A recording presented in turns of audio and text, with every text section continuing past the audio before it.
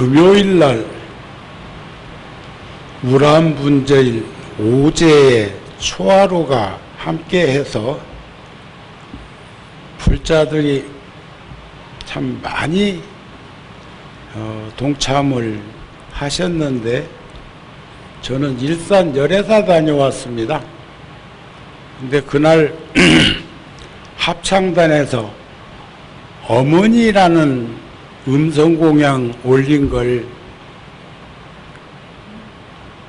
제가 들어보니까 화음이 아주 좋고 장엄하고 우리들 가슴에 와 닿는 그런 음성공양이었는데 제가 그날 구룡사에 없었으니까 우리 오늘이라도 고맙다고 박수 한번 보내시죠.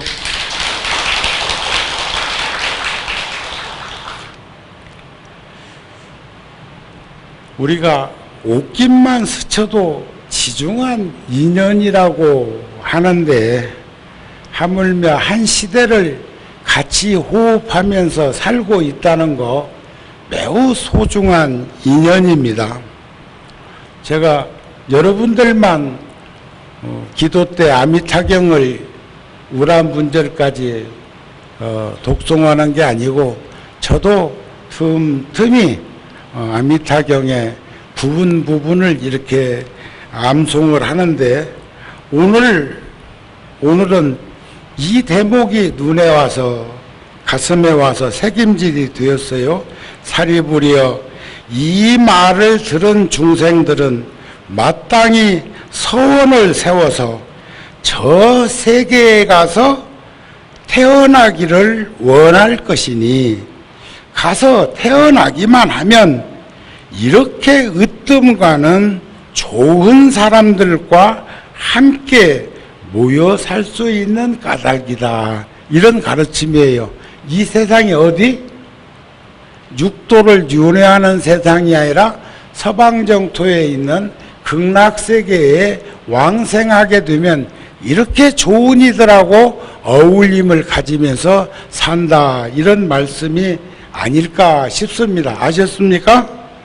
그러기 위해서는 우리들은 보살들은 파냐바라미를 수행하게 하는 것은 보살이 파냐바라밀 지혜스러운 수행을 하게 하는 것은 성불하기 위함이야. 깨달음을 얻기 위함이고 또 부처님께서는 일체 중생들에게 불종자가 끊어지지 않게 하기 위해서 늘 상주 설법을 하고 계신다.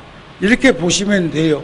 정우 스님도 개인적으로야 뭐 변변치 못할지 몰라도 부처님의 유실력과 가피력으로 부처님의 가르침을 전법 전해드리고자 할 때는 만만치 않다 그런 얘기요. 아셨죠? 네? 그런데 우리는 복덕과 지혜, 복과 덕과 지혜에 대한 말씀들을 많이 살펴서 나누게 되는데 복은 무엇이고 덕은 무엇이며 지혜는 어떤 것일까? 복이라고 하는 건 짓는 거예요. 덕이라고 하는 것은 나누는 거예요. 아, 저 사람은 참 덕이 있다, 덕성스럽다, 인복이 있다, 또 인덕이 있다 이런 말을 하는데 짓는 것은 행동이고 나누는 것은 이타행 살피는 거란 말이죠. 그 다음에 이제 지혜라고 하는 것은 닦는 것인데 복덕과 지혜라는 공덕은 청정법신에 있어 우리들의 청정무구한 본성품의 그 공덕이 담기는 곳이고 거기서 발현되는 것이요. 그러나 결코 복과 덕이라고 하는 것은 지혜가 가름되지 않으면 그것은 법신에 영원히 상주불멸로 있을 수가 없답니다. 그것은 생주이멸의 법칙처럼 비추어 보이는 것이다. 복이라고 하는 것은 지은 바 행위에 대한 보상을 이야기하지만 내 본성품이 공안, 오혼이 공함을 비추어 본다고 하는 고해를 여일 수 있다고 하는 그 오혼은 평등하고 고듬이 있어서 그 공덕장은 세간법을 넘어선 법신 그 자체에 이루어지는 것이다. 예를 들자면 제법 실상은 음식에 비유를 해서 얘기를 하자면 음식점을 찾아가서 맛있는 음식을 찾아 먹는 이는 식도락가라고 그래. 어디서 음식 잘한다고 하면 상당히 먼 거리도 그렇게 가가지고 함께 모임을 갖는 것들을 보기도 하는데 그것은 기쁜 마음으로 즐겁게 만들어 나누어 주려고 하는 이치는 아니야. 그러니까 우리는 조금 이따도 말씀을 드리겠지만 우리가 세상을 살면서 이렇게 들여다보면 이따 재능에 대한 말씀을 한번 드리려고 하지만 우리 모두는 다 천부적으로 전생부터 해온 작업들이 있어서 재능이 다 있는데 다만 변별력이 부족해가지고 내가 어떤 재능이 있는지 또는 상대가 어떤 재능이 출중한지를 간파를 제대로 못하고 사는 수가 있어. 저도 살아온 시간을 되돌아보면 제가 제 재능을 찾은 건 아니고 마음이 끄들리는 쪽으로 행동했던 게 뭐냐. 절에서 10대 때도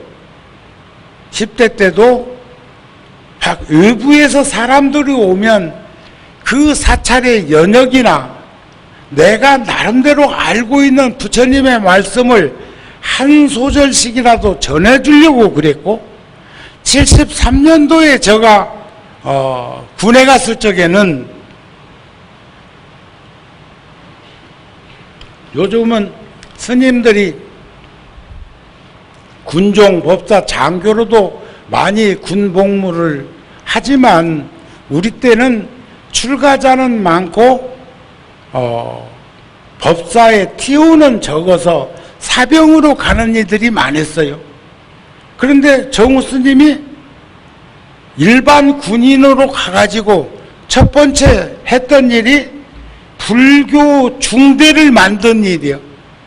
그러니까 자연스럽게 저랑 어울림을 가졌던 병사들이 불교 쪽에 애착을 가지고 불교 쪽에 관심을 가지고 불교 모임을 가진 게 훗날에는 불교 중대가 되었어. 또 제가 중대 안에다가 도서관도 만들었어. 또 그런가 하면 아는 불자들한테 도움을 받아가지고 태권도 도복을 전 중대원들에게 만들어서 입혔어. 26사단 73년대하고 절만자를 지금 같으면 상상도 안 되는 일이요. 누가 그저 해준다 해도 그 못 입습니다. 편파라는 이름 때문에. 그런데 그때만 해도 벌써 40년 50년 전 이야기예요.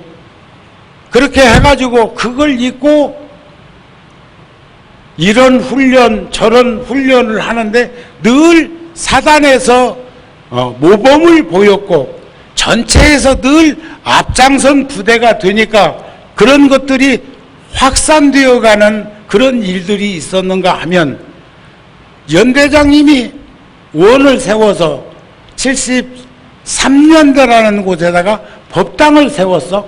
그리고 호국 황룡사라 이름 붙였고 또 사단에서 연대에서 하고 있는 걸 보니까 좋아 보여. 그러니까 또 저를 사단으로 오게 해가지고 사단에서 법당을 세운 게 호국 1월사야. 지금도 그 부대에 그 법당들이 있습니다.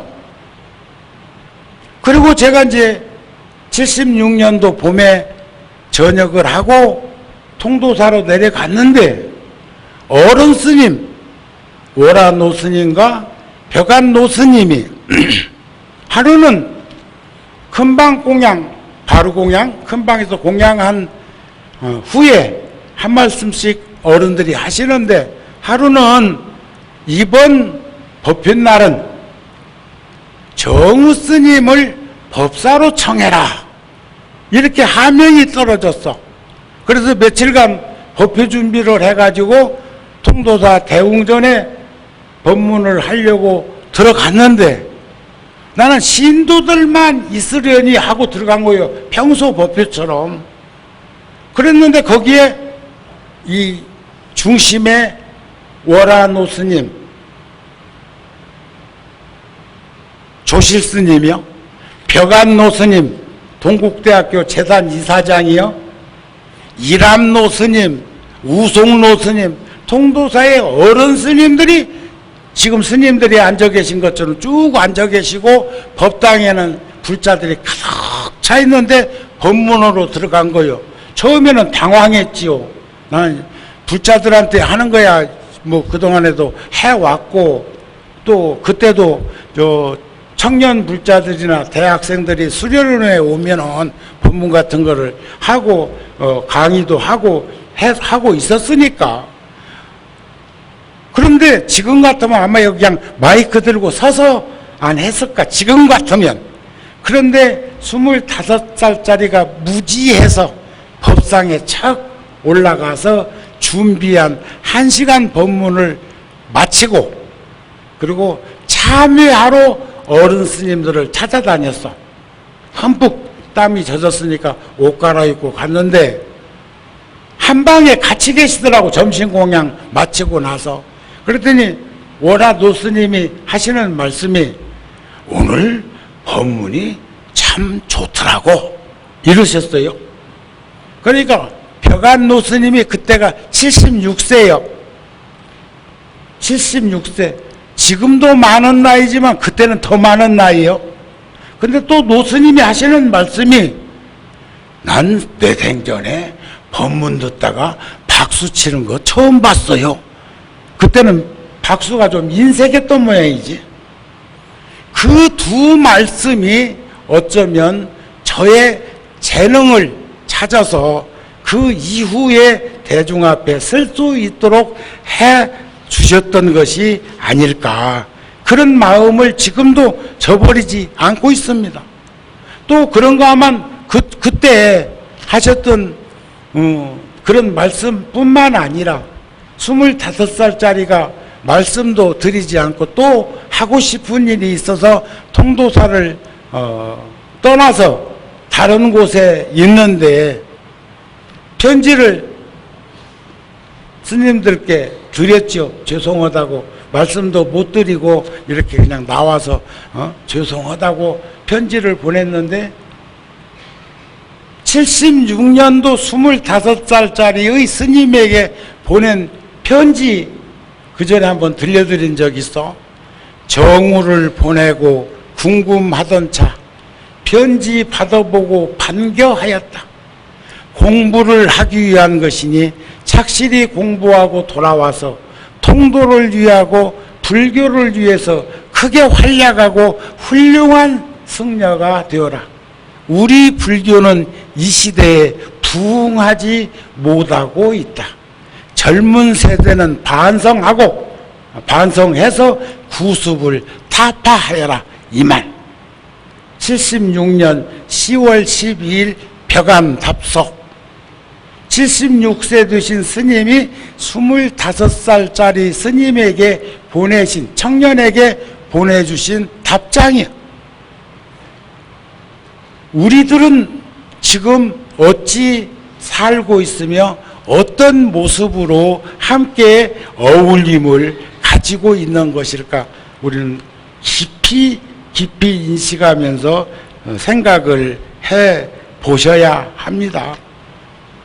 그런데 보니까 선천적으로 갈고 닦아서 해온 걸 재능이라고 그래요. 또 우리가 일은 천하 없어도 그 일을 즐기는 사람한테는 안 돼. 아무리 노력을 해도 그 일을 즐기는 사람한테는 이길 수가 없어. 또 그런가 하면 아무리 즐겨도 그 일을 하면서 즐거워하는 사람한테는 안 돼. 그래서 우리가 공직자나 또 사회의 일원으로 사는 우리 모두는 각자가 다 하고 있는 그 일을 즐거워하고 그런 삶을 살았을 때 우리는 힘들지 않을 것이다. 부처님께서도 그러셨잖아요. 고단하게는 살 수 있어. 고단하게. 몸이 힘들고 하면 사람이 고단할 수는 있습니다. 고단할 때는 쉬면 돼요. 육신을 쉬어주면 돼. 그런데 고달픈 인생은 살지 말아야 돼. 고달픈 인생.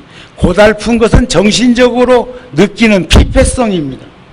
그러니까 하고 있는 그 일을 즐기고 즐거워하는 사람은 절대 고달프지 않아.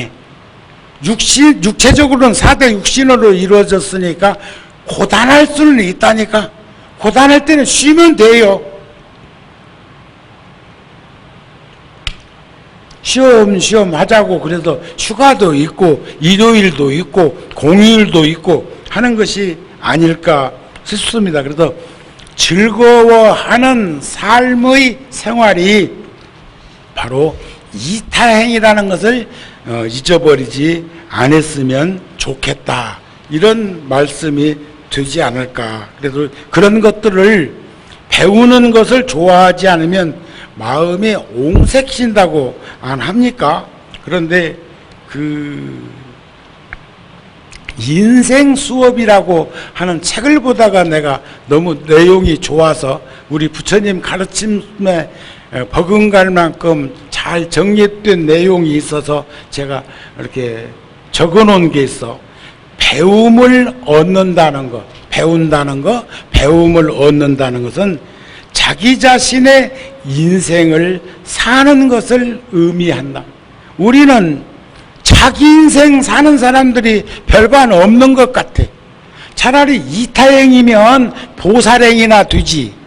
자기 인생을 못 살고 전부 남편은 아내에게, 아내는 남편에게, 부모는 자식에게, 자식은 부모에게, 형제에게, 이웃에게 전부 매달려 가지고 그렇게 살아가는 인생은 바람직하지 않은 인생이다.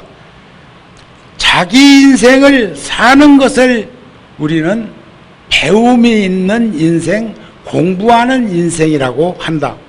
갑자기 더 행복해지기나 내 스스로가 더 강해진다는 것이 아니라 세상을 좀 더 이해하고 자기 자신과 더 자유로움을 가지는 것, 평화로움을 가지는 것을 의미한다.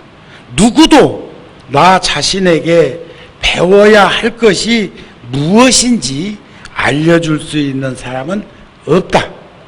그것을 발견하는 것, 시작하는 것, 그것은 나만의 여행이다. 이런 말씀이 인생 수업이라는 글에 있은 것에다가 제가 살을 조금씩 붙였습니다. 그러기만 한 게 아니라 요즘 국립극장에서 영국의 문우 섹스피어의 소설 시곡집 햄릿을 요즘 공연하고 있거든요. 8월 13일까지가 하는데 1층, 2층, 3층 그 객석이 꽉꽉 찹디다. 이 더운 날에. 그건 관심이 있고 볼만하기 때문에 그런 거 아닐까? 지금 우리가 아이다라는 공연은 한남동 1호선을 지나가기 직전에 그쪽에 있는 그 큰 극장에서 공연을 하고 있기도 하지만 그 공연은 젊은이들이 아무래도 더 많이 온다고 싶은데, 햄릿은 말이죠, 연극을 한다고 하고 무대에 한 번씩이라도 서보고 전공을 한 사람들은 그 작품을 출연 안 해본 사람이 별로 없을 거예요. 그런데 그 청년 때 그 소설을 쭉 보면, 전부가 서사시로 되어 있어. 전체가 그냥 소설이 아니고 시야, 시. 그런데 이번에 출연한 배우들이, 내가 몇 명만 이름을 기억나는 분 알려드릴게요. 그 한 번씩 가서 보라 이 말이요. 인생을 정리하면서. 박정자, 손숙, 김성녀, 또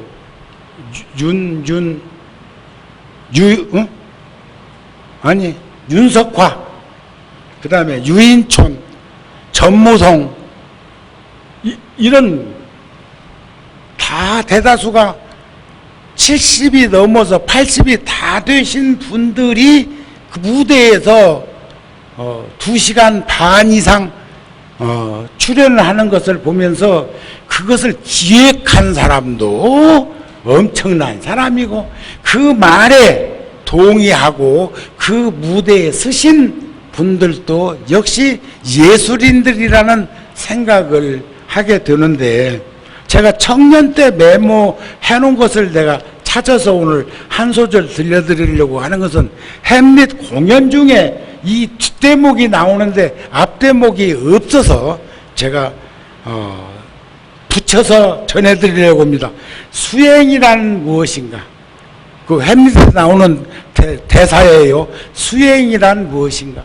근데 그 작품을 보면 전부 내면에서 일어나고 바깥으로 경계를 드러내고 하는 것을 전부 곱씹으면 피부치가 될 수 있을 만큼 참 좋은 그런 가르침이 가득 들어있는데, 수행이란 불교에서는 그 무엇에도 치우치거나 얽매이거나 빠지지 않는 것, 집착하지 않는 것, 소유하지 않는 것, 이것을 우리는 수행이라고 그래. 그런데 햄릿에서는 깨달음의 완성이다 그랬어. 와, 수행이란 무엇인가? 깨달음의 완성이다. 그것은 죽음의 가치를 진정한 삶의 가치로 전환시키려는 노력이다. 나는 이 대목이 좋아가지고 메모를 했어. 그 다음 소절은 막 수없이 반복되어서 나오기도 해. 죽느냐 사느냐, 이것이 문제로다. 이것도 햄릿에서 나오는 대사의 한 장면인데, 여기서는 뭐라겠느냐? 죽는 것은 잠자는 것, 다만 그것뿐이다. 여러분들 죽음에 대해서 자신 있으신 분, 겁나거나 무섭거나 두렵지 않으신 분, 네? 제가 하도 어저께 35도 더워가지고 저녁에 에어컨을 키워놓고 깜빡 존다는 게 한두 시간 잤더라고요. 그러니까 한두 시간 에어컨을 방에다가 틀어놨다 소리인데, 내가 잠자다가 깬 연유는 꿈꿔가지고 깼어. 꿈꿔가지고. 근데 꿈에 내가 지리산을 노고단 쪽으로 올라가다가 추워서 얼어 죽는 줄 알았어, 꿈에. 그래가지고 그 정상까지 못 올라가고, 천왕봉으로 못 올라가고, 꿈에 도로 그냥 오던 길로 되돌아 오면서, 아이고 여러분들 추워서 지금 올라가면 안 되겠습니다 하면서 내려오다 깼는데, 깨고 보니까 에어컨이 틀려져 있어가지고 돈은 돈대로 그렇게 오랫동안 킬 일은 아니잖아. 한두 시간 키워놓은 것은 너무 과하게 키워놓은 거예요. 살포시 공기만 조금 순화시키고 말아야지. 그런 거 아닌가요? 제가 오늘 또 이 법당에 기도하기 전에 한 바퀴 돌고 우리 청장님 오실 시간쯤 돼가지고 마당에도 나가서 이렇게 돌아보고 하다가 에어컨 한쪽만 틀어놨길래 양쪽 거 다 켜놓으라고 하고, 지금은 두 개 다 켜놓으면 너무 시끄러운 소음이 들리니까 한쪽은 또 껐잖아요. 그래도 아까 공기를 낮춰놨기 때문에 그냥 계실만 하지요. 맞아 틀어드릴까요?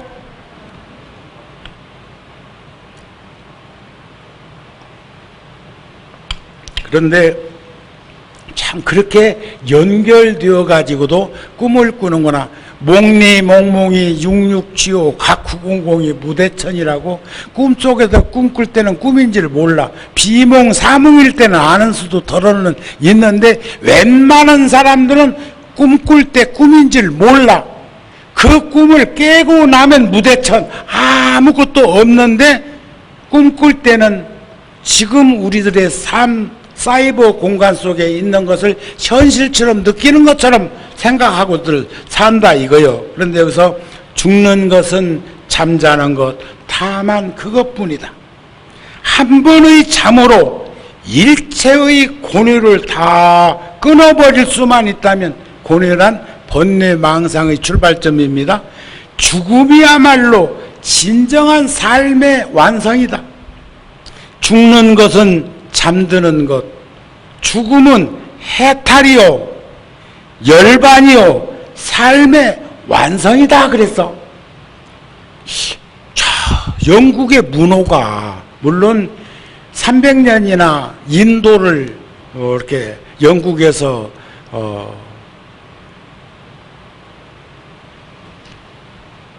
가지고 있었으니까 서로 문화 교류는 있었을 걸로 보지만, 서양 사람의 소설가가 이런 글들을 완성시킨다? 이건 굉장한 거예요. 300년 전에. 응? 죽음은 해탈, 해탈이라서는 번뇌를 끄는 자리를 해탈이라고 그래. 열반, 번뇌가 일어나지 않는 자리. 근데 번뇌가 뭐예요?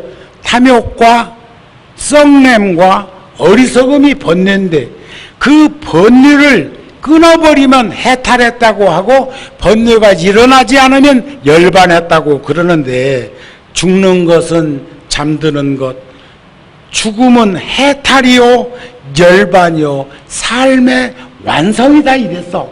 이거 어떻게 보면은 우울증 있는 사람들은 이런 말 이렇게 들고 되새김질 잘못하면 먼 일이 날 수도 있는데 그냥 듣고 흘러가. 왜냐하면 그 다음 구절이 중요해서, 첫 소절과 다음 구절. 첫 소절은 깨달음의 완성이다. 무엇이? 수행이라는 것이. 그것은 죽음의 가치를 진정한 삶의 가치로 전환시키려는 노력이라는 말이 중요했고, 그리고 여기에서 죽음은 해탈이요 열반이요 삶의 완성이라고 하는 부분과 지금 다음 소절, 그러나 인간은 바로 그 열반에 대한, 해탈에 대한, 삶의 완성에 대한 공포와 두려움이 있다. 그것 때문에 못 가는 거요. 그것만 없으면 생사가 둘이 아닌데 뭐, 생사와 열반이 둘이 아닌데 뭐, 그런 것을 받아들일 수 있으려면 잘 살아야 돼. 후회 없이 살아야 돼. 당당하게 살아야 돼. 그랬을 적에 우리는 본전만 해도, 불교에서는 인간 세상에 다시 태어난다고 안 합니까? 여러분들 살만 하세요. 여러분들 오늘 같은 날, 이 더운 날 말이요, 어제부터는 아직은 덜 더운데 아까도 30도던데 이렇게 부처님을 향해서 왔다는 거, 이게 큰 복입니다. 네? 이런 마음 아무나 내는 게 아니요.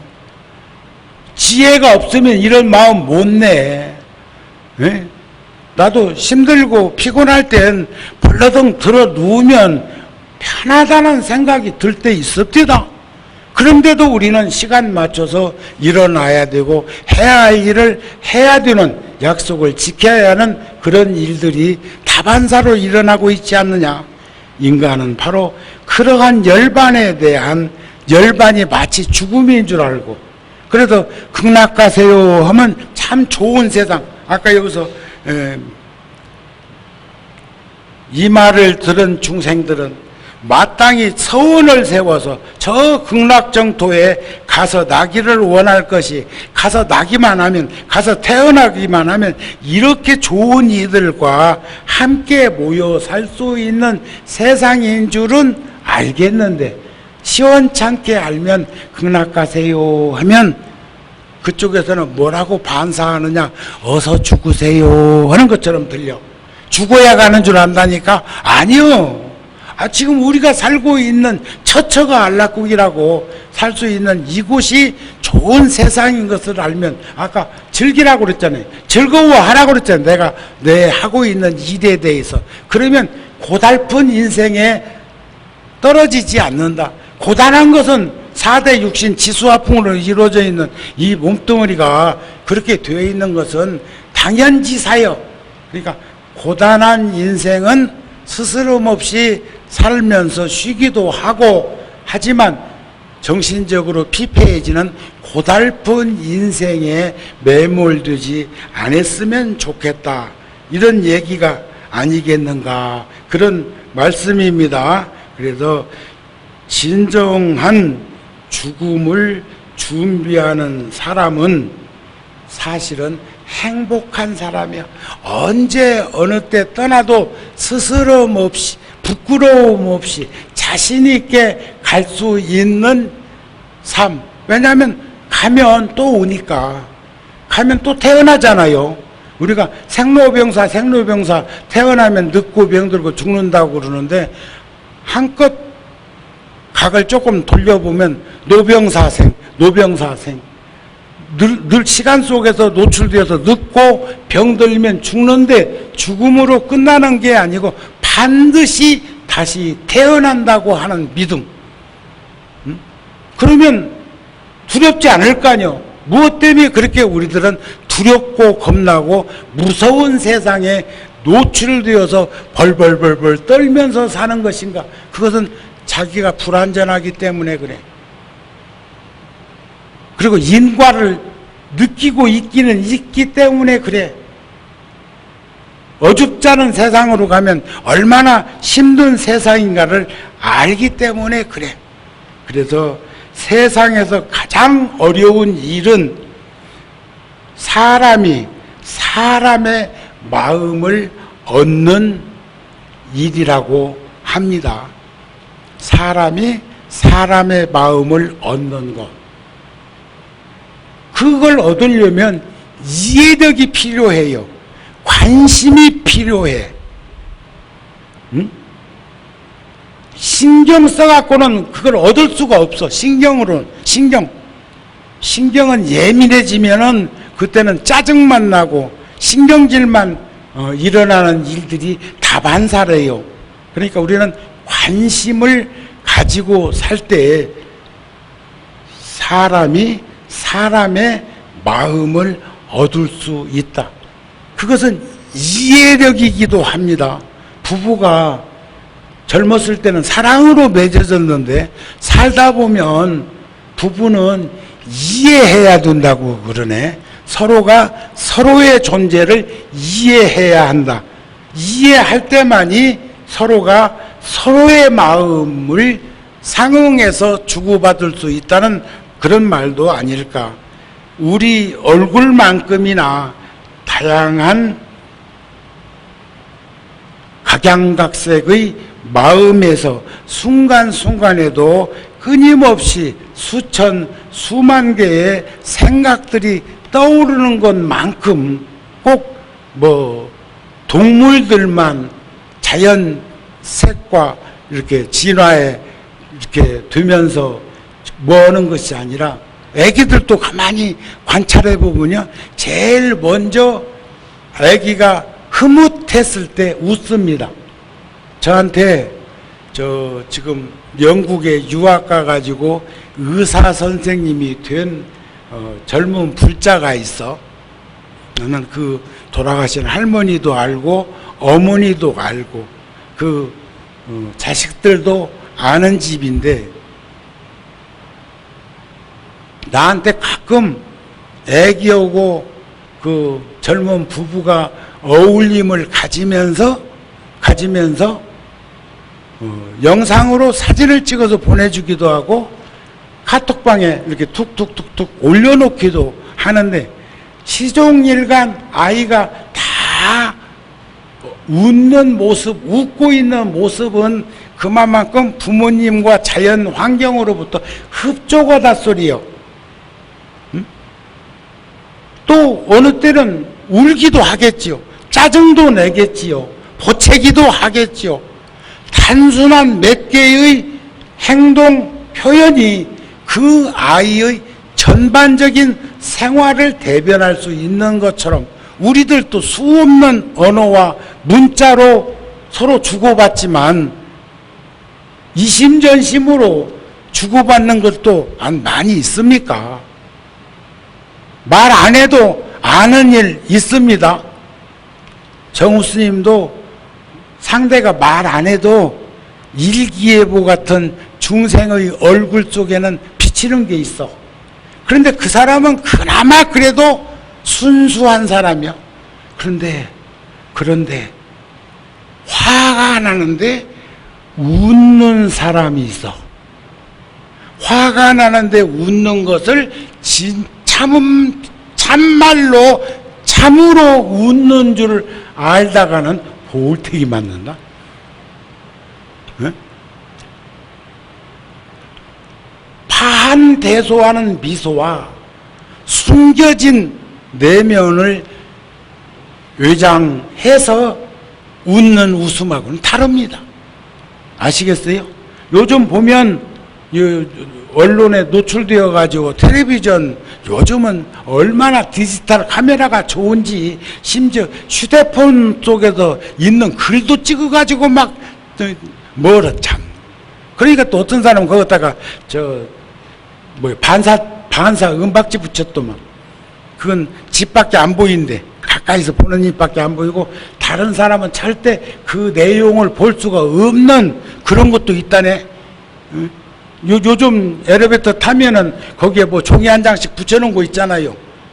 그건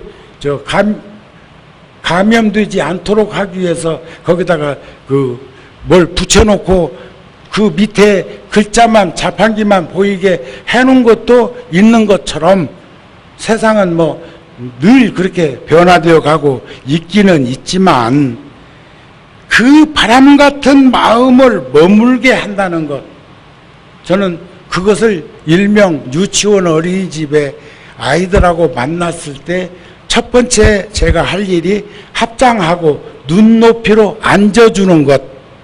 눈높이로 앉아만 주면 그 아이와 나의 대화는 다 끝난 것이라고 생각을 하기도 한다는 거예요. 그래서 마음을 머무르게 한다는 것, 서로가 서로의 마음이 상용되게 한다는 것은 참 어려운 일이다. 이런 말들을 우리는 좀 잘 책임질을 했으면 좋겠습니다. 지금 아까 내가 말씀을 드리겠다고 한 것은 이제 한 일주일 있으면 또 수학 능력고사 100일 남겨놓고 기도해야 돼. 그러니까 일주일만 있으면은 벌써 입추예요. 엊그저께가 입춘, 엊그저께가 입하, 엊그저께가 그런데 그게 춘분을 지나서 하지를 지나서 이젠 추분이 오고 또 한 달 조금 더 지나면 한 달 반쯤 지나면 또 입추가 와. 아세요? 그러다 보면 또 동지와. 그런데 우리가 보고 느끼는 시간은 그냥 우리가 중력에 의해서 살고 있기 때문에 잘 어울림을 가져서 사는 것 같지만 시간적으로 계산해서 보면 엄청나게 빠른 시간, 도저히 우리가 이 몸을 그대로 지탱할 수 없을 만큼 분주하고 번다하게 지구는 돌고 있고 태양계를 공전하고 있는 걸 우리는 다 알고 있지 않느냐. 그러면서도 제가 오래전에 인도 영화에서 너무 대사가 좋아가지고 이렇게 발췌해 놓은 게 있는데, 세 명의 머저리라고 하는 영화요. 그 영화에서 그 공대생들이 거기서 벌써 생존 경쟁의 법칙처럼 치열한 경쟁을 하고 있는데, 그 내면에서도 또 좋은 친구들끼리 그렇게 또 이기적이고 편협한 사람이 있는가 하면 이타적인 사람도 있고, 참 선근과 지혜가 출중한 사람도 있고, 이제 그런 것 등등등은 내용이니까 그 내용을 알고자 하면 보시면 되고, 거기에 나오는 말이 참 재밌는 말이 있어요.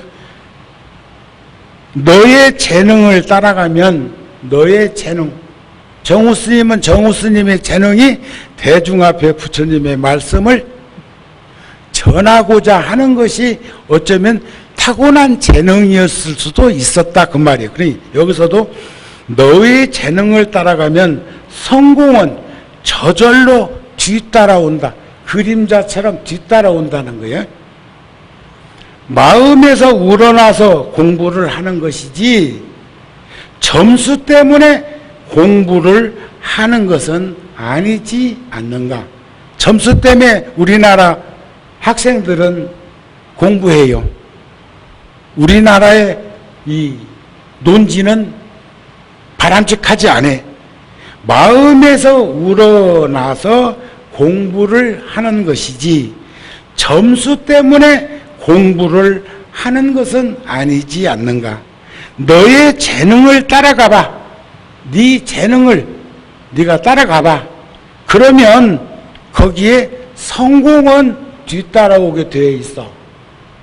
그러니까 사진을 잘 찍는 아들이 사진을 전공하고 싶은데 공대 교수인 아버지는 그 아이에게 의사가 되기를 원하고, 이제 이런 거죠. 그래서 결국 아들이 세상 떠나자니. 그 드라마 속에서도 성공은 뒤따라가는 게 아니다. 재능 있는 사람이 되면 성공은 늘 따라가는 것이지 뒤따라 붙는 것도 아니라는 거예요. 함께 하고 있는 것이지. 저는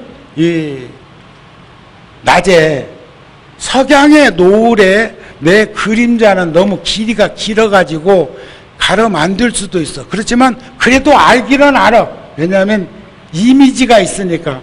그 그림자가 정우 스님 그림자인 건 알겠는데, 낮에는 1:1 비율로 자기 크기가 나올 수도 있는데, 그림자만 봐도 정우 스님은 정우 스님인 걸 알겠어. 60년, 70년이나 같이 어울려 살았는데 지 그림자 보고도 자기를 모른다면 그것은 문제 있는 거겠지요. 안목으로 논할 것이 아니라 눈으로 그걸 가름 못하는 사람들은 잘 없겠지요. 그래서 마음에서 우러나서 살아갈 수 있는, 기도도 마찬가지요. 마음에서 우러나는 기도를 해야지. 너 절에 가가지고 100일 기도하면 내가 유산상족을 좀 더 해줄게. 어디 있는 거 너한테 네 몫으로 띄워줄게 해가지고 기도를 했다든지. 제가 젊었을 때 들은 얘기인데,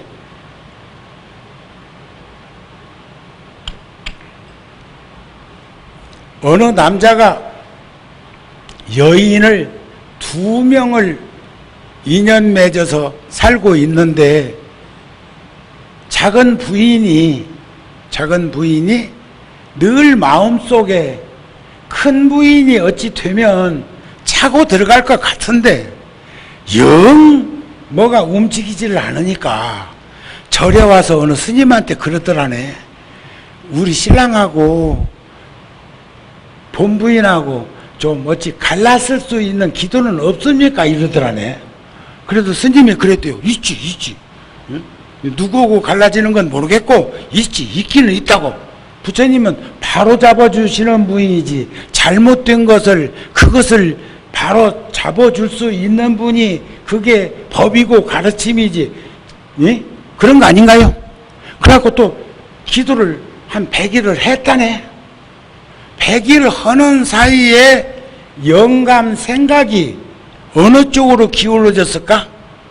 기도 붙인 사람한테 기울어진 게 아니고, 아이고 내가 이렇게 하면 안 되는데 내가, 에? 그래갖고 정신이 번쩍 들어갖고 집으로 돌아갔대요. 그러니까 처음에는 기도를 해달라고 했던 여인 입장에서는 거꾸로 됐으니까 더 화가 안 나겠어. 그런데 거기도 기도를 조금 더 하면서 생각해 보니까 그게 바른 길이더라네. 그래서 양쪽 집 다 바로 갈 수 있는 길이 이루어졌다 하는 말을 어느 스님으로부터 아주 몇십 년 전에 들은 얘기가 있어. 그러면서 그 스님이 하시는 말씀이 기도를 해달라고 하면 어떤 기도든지 다 해주어라. 다 해주는데 그 기도는 어그러진 것을 바로 세우는 기도가 아니고 바로 갈 수 있는 길을, 지혜를 가르치게 하는 가르침이 바로 기도인 것이다. 이런 말씀을 할 때 지금까지도 쟁쟁하게 떠오르는 걸 보면은 그렇다는 생각이 듭니다. 아셨죠? 그래서 끝으로 수행정진이 없는 기도는 신앙일 뿐이고 신앙심일 뿐이다. 불교에서는 수행정진을 해야 신행자, 믿고 실천하는 사람이 된다는 그런 가르침을 저버리지 말고 잊지 말고 한결같은 마음으로 잘 사셨으면 합니다. 무더운 날씨에 건강들 조심하시고 아까 말씀드린 대로 고단하거들랑 쉬엄쉬엄 하세요. 그러나 고달픈 건 쉰다고 고달픔이 가시는 것 아니요. 아셨습니까? 그러니까 힘들 땐 쉬엄쉬엄 하되 순리대로 물이 흐르듯이 세상을 살아갈 수 있도록 서로가 서로를 이렇게 반추해 볼 수 있었으면 합니다 하는 말씀으로 마치고 끝까지 앉아 계신 우리 구천장님께 고마운 마음을 전합니다. 성불하세요.